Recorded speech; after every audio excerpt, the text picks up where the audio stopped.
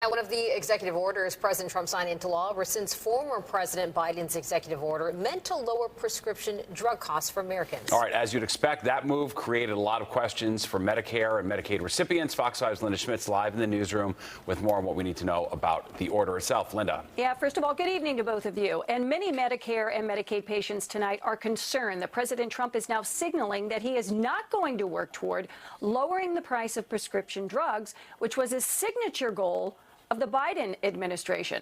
President Trump, as you remember, signing a flurry of executive orders yesterday. One of them reversed an executive order from President Biden that directed government agencies to figure out ways to lower the cost of prescription drugs.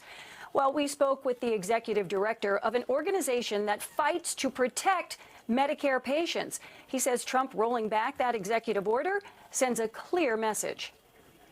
We're talking about one of the first acts of the administration is coming in and saying, you know, HHS don't find ways to lower people's prescription drug prices on Medicare.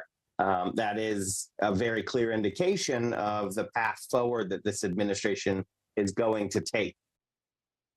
However, another organization involved with Medicare policy says it is not concerned about Trump rolling back that executive order. Instead, it is focusing on the Inflation Reduction Act that passed back in 2022. That allows Medicare to directly negotiate the price of drugs with pharmaceutical companies, which results in lower prices.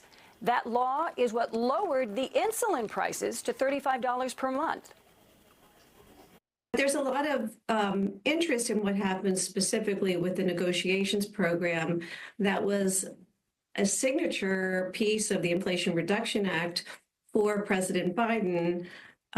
But when, as a candidate, President Trump really didn't talk much about it, whether or not he would amp it up, scale it back, or work with Congress to repeal it altogether.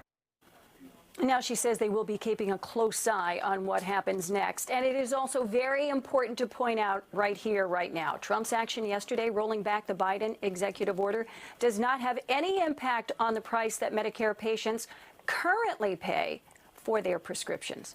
Back upstairs to you. All right, Linda, thanks so much.